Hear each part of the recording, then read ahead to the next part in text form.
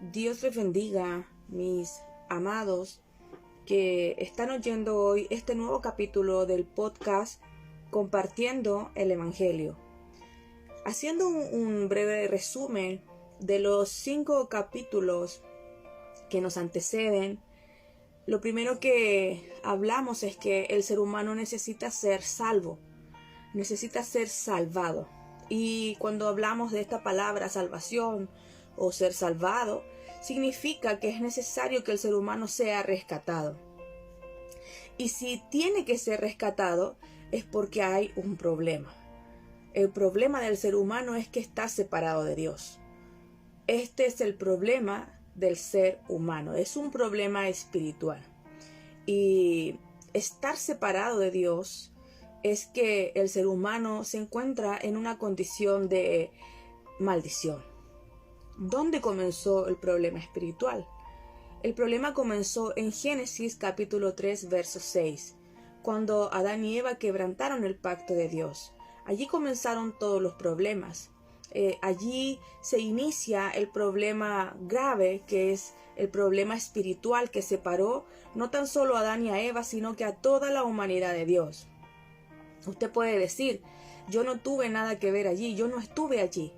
Pero el pecado es algo tan grave que arrastró a toda la raza humana, es decir, tanto Adán y Eva como todos los que vinieran, todos nacerían en esta condición de muerte espiritual, separados de Dios, por tanto, malditos. Esto trajo no tan solo consecuencias espirituales, como si hablamos de las raíces de este problema, es el pecado, es Satanás y es la separación con Dios. Estas son las raíces del problema espiritual. Pero trajo consigo las consecuencias mentales. El ser humano fue afectado en su mente, en su corazón. Y también trajo problemas físicos como el dolor, el sufrimiento, el problema familiar, el problema del ambiente, las enfermedades, el problema económico, la muerte física, etcétera, etcétera. Y este problema pasó a todas las personas. Ya lo pueden ver en Romanos 3:23, Romanos 3, verso 9 y primera de Juan 5:1, como todos los seres humanos tienen este problema espiritual y estas consecuencias. La solución ha sido dada por Dios en Génesis 3, verso 15. Allí Dios mismo prometió un Mesías. Y en el verso 21 nos habla de que Él es el inocente. Él es el inocente que moriría, que cubriría la desnudez del ser humano, que pagaría el precio por el pecado que Él no cometió. Él es el Cordero Santo que vendría a esta tierra, la ofrenda perfecta, el Cordero sin mancha que cumpliría los oficios del Mesías aquí en la tierra, y de esa forma podría el ser humano ser salvado, rescatado. El capítulo del día lleva por título La maldición. A veces pensamos que maldecir solo es hablar mal de alguien, o muchas personas al notar que las cosas no salen como se los proponen pueden decir, pareciera que estoy maldito, parece ser que estoy maldita, pero no es así.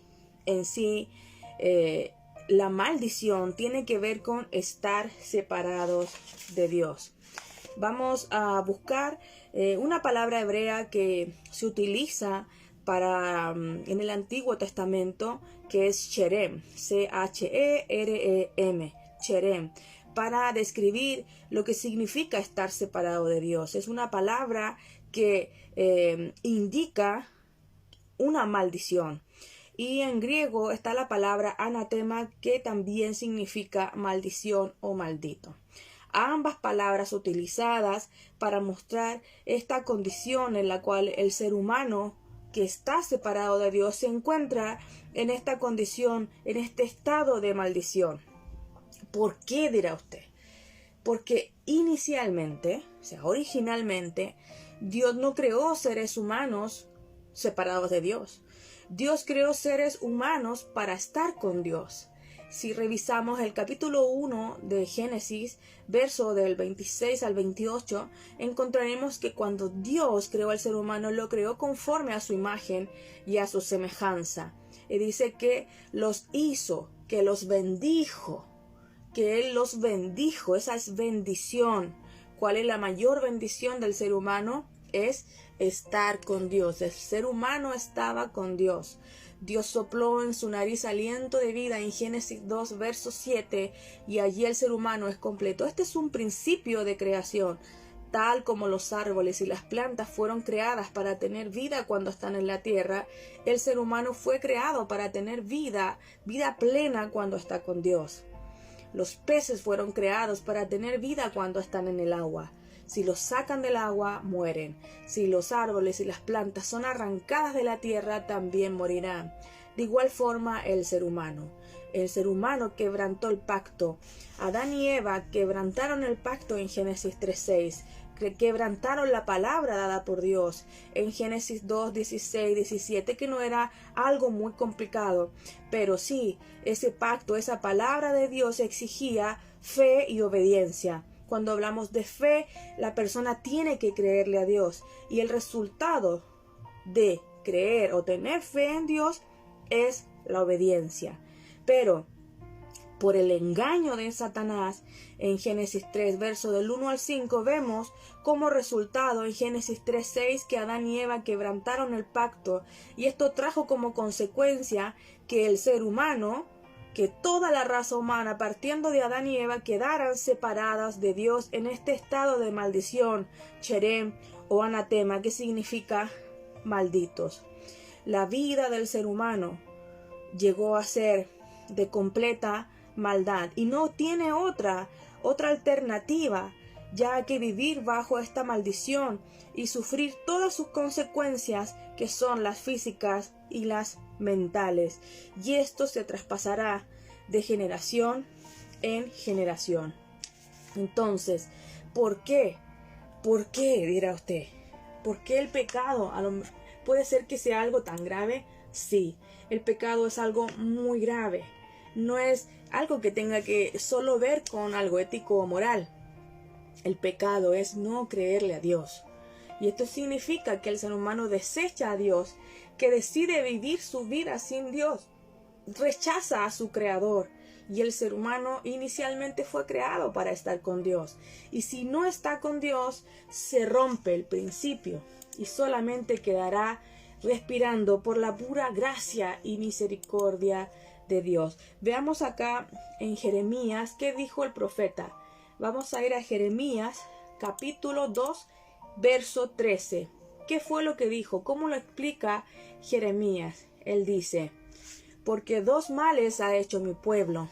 Me dejaron a mí, fuente de agua viva, y cavaron para sí cisternas rotas que no retienen agua. El pecado. Esos dos males que describe el profeta es dejar a Dios, quien es la fuente de agua viva. Y si Dios es la fuente de agua viva, cuando el ser humano se separa de Dios, este ser humano queda muerto. Y dice que cava para sí cisternas. Estas cisternas se utilizaban, se hacían estos agujeros, estos hoyos en la tierra para retener agua. Pero dice, le describe acá la escritura que el ser humano se cava para sí cisternas, se forma su propia vida, se crea sus propios caminos y lo asimila, lo compara con cisternas rotas que no retienen agua. No puede tener plenitud. Todas las cosas que vive y cómo lo vive son pasajeras, y si no hay agua permanente no puede tener una vida permanente. Por eso que la vida del ser humano es así, vacía, en desorden y en tinieblas. Veremos también qué es lo que dice Isaías 59:2, porque usted puede decir: yo no estuve en Edén, por lo tanto yo siento que estoy con Dios, yo creo que estoy con Dios, yo hablo a Dios, yo oro a Dios y yo creo que Dios me escucha porque Dios es amor. Y claro que sí, sí es amor, pero también es justicia. Y esto que sucedió en Edén trajo sus consecuencias hasta el día de hoy. No es algo que se pueda pasar por alto. Si revisamos Isaías capítulo 59, en su verso 2 nos dice lo siguiente: pero vuestras iniquidades han hecho división entre vosotros y vuestro Dios. Hay una división, hay una separación entre el ser humano y Dios. A pesar que el ser humano diga, yo hablo con Dios, yo creo en Dios, yo sé que Dios existe, todas las noches yo oro a Dios, toda mi vida yo la encomiendo a Dios, hay una separación, hay una división. Y dice que son vuestros pecados los que han hecho ocultar de vosotros su rostro para no oír. Dios es santo y no tiene comunión con el pecado ni con el pecador, el que practica el pecado. Entonces, si hablamos que hay una raíz que es el pecado que separó no tan solo a Adán y a Eva, sino a toda la humanidad, no lo escucha, no la escucha. Vamos a ir a Romanos capítulo 3, verso 23, porque a veces no queda muy claro esto, y el ser humano se ha inventado su propio Dios, pero no es el Dios de la Biblia, es un Dios falso que se ha inventado, un Dios que se acomoda a su pensamiento, que está caído, un Dios que se acomoda a su vida, y usted piensa, usted que es criatura, que usted va a inventar un nuevo Dios, o que Dios, el Dios verdadero, se va a acomodar a lo que usted crea o a lo que usted diga, a sus caminos de maldad. Veamos el verso 23, nos dice: por cuanto todos pecaron y están destituidos de la gloria de Dios. Y aquí nos está hablando de una condición de muerte, de maldición, porque estar separados de Dios es la maldición. Y esta maldición pasó a todas las personas. Hay una división, hay una separación, a pesar de lo que yo pueda decir de mí mismo ante Dios. Entonces, esto es una muerte espiritual que pasó a todas las personas, y a pesar de lo que la persona diga, aquí dice todos pecaron y todos están destituidos de su gloria, todos están apartados de Dios, todos están separados de Dios. Yo pienso que yo no estoy separado de Dios, puede decir usted. Vamos a ver el capítulo 3 de Romanos, verso 9. ¿Qué pues? ¿Somos nosotros mejores que ellos? En ninguna manera, pues ya hemos acusado a judíos y a gentiles que todos están bajo pecado. Primero vimos la raíz, todos separados de Dios, ahora todos bajo pecado. Una persona que está bajo pecado no puede dejar de pecar porque está bajo el pecado, está bajo el señorío. Por eso dice el verso 10, como está escrito, no hay justo ni aun uno, no hay quien entienda, no hay quien busque a Dios. Todos se desviaron, a una se hicieron inútiles. No hay quien haga lo bueno, por más que el ser humano diga que es bueno. No hay ni siquiera uno. Sepulcro abierto es su garganta. Con su lengua engañan. Veneno de áspides hay debajo de sus labios. Su boca está llena de maldición y de amargura. Sus pies se apresuran para derramar sangre. Quebranto y desventura hay en sus caminos, y no conocieron camino de paz. No hay temor de Dios delante de sus ojos. Esto es en realidad el ser humano, y esta es su vida. El ser humano está separado de Dios, está en un estado de maldición, y todo aquel que nace en este estado de maldición. Vamos a ir a Efesios capítulo 1, porque aquí nos va a mostrar la misma escritura. ¿Qué significa esto? ¿Qué significa que la persona esté en esta condición? Nos dice, y Él os dio vida a vosotros, pero una cosa es la vida, pero acá dice que esta persona, que el ser humano está muerto en sus delitos y en sus pecados, y es necesario que alguien le dé vida al ser humano. ¿Por qué? Porque está muerto espiritualmente en sus delitos y en sus pecados. Alguien que está muerto en sus delitos y en sus pecados es culpable ante Dios y no inocente. Entonces, este es el problema espiritual. Es grave y las consecuencias que trajo son mucho más graves. Vamos a ver Isaías capítulo 1. Vamos a ver Isaías capítulo 1, porque mucho se escucha o mucho se habla que las personas dicen yo hago tal o cual cosa. Yo creo que las cosas que yo practico son las correctas. Vamos a ver el capítulo 1 de Isaías, verso del 11 al 14. Dios mismo hablando y dice: ¿Para qué me sirve, dice Dios, la multitud de vuestros sacrificios? Hastiado estoy de holocaustos, de carneros y de cebo de animales gordos. No quiero sangre de bueyes, ni de ovejas, ni de machos cabríos. ¿Quién demanda esto de vuestras manos? Cuando venís a presentaros delante de mí para hollar mis atrios, no me traigáis más vana ofrenda. El incienso me es abominación. Luna nueva y día de reposo, el convocar asambleas, no lo puedo sufrir. Son iniquidad vuestras fiestas solemnes. Vuestras lunas nuevas y vuestras fiestas solemnes las tiene aborrecidas mi alma. Me son gravosas, cansado estoy de soportarlas. Y esto nos muestra a ese ser humano que piensa que son sus obras las que son agradables a Dios, que son sus obras las que justifican al ser humano ante Dios, que todo lo que hace es agradable a Dios, que el ir a un lugar es agradable a Dios, que hacer sus propios juramentos es agradable a Dios, que hacer sus propias promesas es agradable a Dios. Pero aquí dice: ¿para qué me sirve todo eso que haces? ¿Para qué haces sacrificios animales? ¿Para qué? Yo no quiero esa sangre. ¿Quién demanda esto de ti? Cuando vienes a presentarte delante de mí y lo que haces no es honrarme, sino que vienes a pisar mis atrios, vienes a pisar mi nombre, basureas mi nombre, usas mi nombre, pero realmente tu corazón está lejos de mí. Y dice acá: no me traigas más vana ofrenda. Esa ofrenda, todo lo que usted haga, todo lo que tú haces, es vano, es vacío. El incienso que prendes, los rituales que haces, la luna nueva que guardas, los días de reposo que guardas, cuando convocas asambleas, cuando te reúnes, no lo puedo sufrir. Son maldad tus fiestas solemnes. Cuando usted piensa que estás honrando mi nombre, eso yo lo veo como iniquidad. Eso está diciendo. Sus lunas nuevas, las fiestas solemnes que tú guardas, que tú celebras, las tiene aborrecida mi alma. Me son gravosas, estoy cansado de soportarlas. Eso es.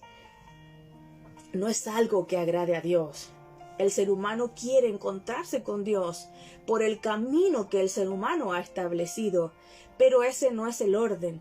Todo eso que ha inventado el ser humano es religión. Eso es el ser humano buscando a Dios. Y eso es imposible, porque es Dios quien busca al ser humano. Ese es el orden. Si revisamos Isaías capítulo 1, nos vamos a devolver no, ya estamos viendo el capítulo 1, sí, pero ahora vamos a ir al 16, un poco más adelante de lo que acabamos de leer. Dice, verso del 16 al 18, porque ahora vimos un poco en parte el problema. ¿Y qué es lo que sucede cuando el ser humano intenta justificarse ante Dios con esas obras y esos sacrificios vanos, vacíos que hace ante Dios? ¿Cómo es que los aborrece Dios? Y vemos aquí cuál es la solución que el mismo Señor da. El verso 16 dice: lavaos y limpiaos, quitad la iniquidad de vuestras obras delante de mis ojos, dejad de hacer lo malo. Pero el ser humano no puede lavarse a sí mismo, no puede limpiarse a sí mismo, aunque se sumerja en una tina con mucho jabón o con mucha lejía. No puede quitar su maldad, no puede quitar la iniquidad de sus obras, no puede dejar de hacer lo malo. Y dice el verso 17: aprended a hacer el bien, buscad el juicio, restituid al agraviado, haced justicia al huérfano, amparad a la viuda. Verso 18: venid luego, dice Jehová, y estemos a cuenta. Si vuestros pecados fueren como la grana, como la nieve serán emblanquecidos, y si fueren rojos como el carmesí, vendrán a ser como blanca lana. Aquí mismo, Señor, está diciendo, hay alguien, solo hay uno que puede hacerlo. Soy yo, dice, solo yo puedo hacerlo. Por eso dice, venga luego y estemos a cuenta. Es imposible que esto pueda suceder con un esfuerzo humano. Si sus pecados fueren como la grana, como la nieve serán emblanquecidos, y si fueren rojos como el carmesí, vendrán a ser como la blanca lana. Si quisiereis y oyereis, comeréis el bien de la tierra. Y si no quisiereis y fuereis rebelde, seréis consumidos a espada, porque la boca de Jehová lo ha dicho. Dos respuestas, dos tipos de persona para esta verdad anunciada. Una persona que va a creer, primero que va a oír, que va a creer, que va a obedecer a Dios, y otra que seguirá en su rebeldía, y esa persona será consumido, no tan solo aquí en la tierra, sino eternamente. Como es imposible que el ser humano pueda solucionar estos problemas espirituales, es que Dios mismo prometió a aquel que podría hacerlo, de una vez, de manera perfecta y eterna. En Génesis 3:15, Dios ya prometió que vendría su ungido. Él comienza a dar la buena noticia en Génesis 3:15 y dice que va a venir uno de simiente de mujer y que este es el que aplastará la cabeza de la serpiente. ¿Quién es la serpiente? Satanás. Dice que va a destruir a la serpiente, que va a terminar con el problema espiritual. Si esto sucede, el ser humano puede ser librado, puede ser salvado de esta condición de maldición. Por eso que Él lo promete en Génesis 3:15. Y vemos cómo es que se cumple. Porque ese Mesías vino y es Jesús. Vamos a ver capítulo 19 del libro de Juan. Capítulo 19 del libro de Juan, en su verso 30.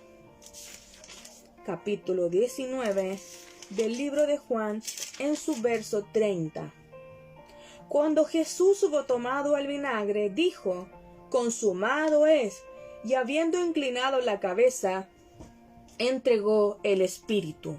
Jesús es ese ungido, y Él vino a esta tierra y cumplió todo su ministerio. Todas las profecías se cumplieron en Él. Y eran más de 400 profecías las que lo anunciaban. Pero habían 3 profecías que solo el ungido de Dios las podía cumplir. ¿Cuáles son? Nacer de una mujer virgen. ¿Qué más? Morir sin pecado. ¿Y cuál es la otra? Resucitar. Aquel en quien se cumplieran las más de 400 profecías, y específicamente estas 3, que solo el ungido de Dios podía cumplir, es el Mesías, el Cristo. Eso significa ungido. Mesías está en hebreo y Cristo es una palabra que está escrita en griego, pero ambas significan ungido. Jesús es el ungido de Dios, y este es el propósito de todas las escrituras. Juan capítulo 20, versículo 30 y 31 nos dice que a pesar de que Jesús hizo muchas señales en presencia de sus discípulos, no todas quedaron registradas, pero las que sí quedaron escritas tienen un propósito para usted y para mí y para todo ser humano. ¿Cuál es ese propósito? Dice, pero estas se han escrito para que creas algo, no para que solo sepas que Jesús existe, sino para que creas permanentemente, ¿qué cosa? Que Jesús es el Cristo, el Hijo de Dios, y para que creyendo, ese es un constante presente, puedas tener vida por el poder de su nombre. Solo Él puede rescatarte. Hechos 4, verso 12. Él es el único nombre, por sobre todo nombre en esta tierra, en el cual usted puede ser salvo o salva. Entonces, Jesús, quien es el Cristo, consumó esta obra en la cruz con su muerte y con su resurrección, derramando su sangre sin pecado y siendo partida su carne. Sí, así fue la ofrenda. Él se dio completamente por usted y por mí. Por eso cuando vemos Hebreos 2, verso 14, nos dice lo siguiente. Dice así. Porque, no, este es el 3. Vamos a ver el 2, verso 14. Así que por cuanto los hijos participaron de carne y sangre, él también participó de lo mismo para destruir por medio de la muerte al que tenía el imperio de la muerte, esto es, al diablo. Aquí lo vemos como él cumple su oficio de rey, destruyendo al enemigo. Vamos a ir a Hebreos 9, verso 12. Y no por sangre de machos cabríos ni de becerros, sino por su propia sangre entró una vez para siempre en el lugar santísimo, habiendo obtenido eterna redención, eterna salvación. Y no fue por la sangre de los animales, ni por esas ofrendas, ni tampoco por las obras de otras personas, sino que el Cordero de Dios ya vino, y es Jesús. Él es el ungido de Dios. Él es la ofrenda perfecta, y no hay otra ofrenda que sea acepta por Dios. Él es la ofrenda perfecta. Capítulo 10 de Hebreos, versos 19 y 20. Así que, hermanos, teniendo libertad para entrar en el lugar santísimo por la sangre de Jesús el Cristo, por el camino nuevo y vivo que Él nos abrió a través del velo, esto es, su carne. Y teniendo un gran sacerdote sobre la casa de Dios, acerquémonos con corazón sincero, en plena fe, en plena certidumbre de fe, purificados los corazones de mala conciencia y lavados los cuerpos con agua pura. Él es el sumo sacerdote. Él es el profeta, Él es el Rey perfecto que solucionó el problema, estos problemas de raíces que comentábamos en un comienzo. El problema del pecado, Él lo solucionó porque Él es la ofrenda, porque Él es el sumo sacerdote y Él no presentó a otra ofrenda, Él mismo es la ofrenda. Y Él es el único que no tiene pecado, por lo tanto Él es la ofrenda perfecta, una ofrenda eterna, que puede salvarlos a usted y a mí, que puede encontrarnos con Dios. Él es el profeta, no tan solo nos muestra un camino, sino que su carne se partió y así, de esa forma, Él abrió un camino nuevo y vivo para que nos encontremos con Dios. Así cumple el oficio de profeta.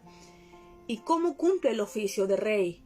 Porque dice que Él venció a Satanás, que le quitó el imperio de la muerte. Y Él también despojó a todos los principados allí en la cruz. Vamos a leer el capítulo 1. Vamos a leer acá el capítulo 1. Vamos a ver acá.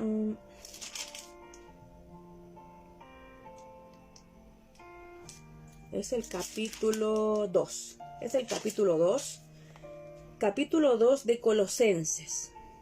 Dice: y a vosotros, estando muertos en pecados y en la incircuncisión de vuestra carne, os dio vida juntamente con Él, perdonando todos los pecados, anulando el acta de los decretos que había contra nosotros, que nos era contraria, quitándola de en medio y clavándola en la cruz, y despojando a los principados y a las potestades, los exhibió públicamente, triunfando sobre ellos en la cruz.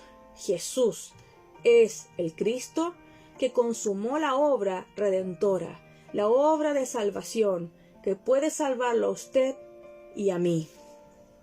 Vamos a ir a Efesios capítulo 2, verso del 8 al 9, que dice lo siguiente. Porque puede darse estas preguntas, pero ¿y cómo yo puedo creer? Yo quiero creer y necesito creerlo. Verso 8 y 9 de Efesios 2. Porque por gracia sois salvos. Es de gracia de Dios, es la gracia de Dios, es lo que no merecemos. Dice que esta salvación es por su gracia y es por medio de la fe. Y no es lo que nosotros creamos creer, sino que está hablando del autor y del consumador de la fe, que es Jesús el Mesías.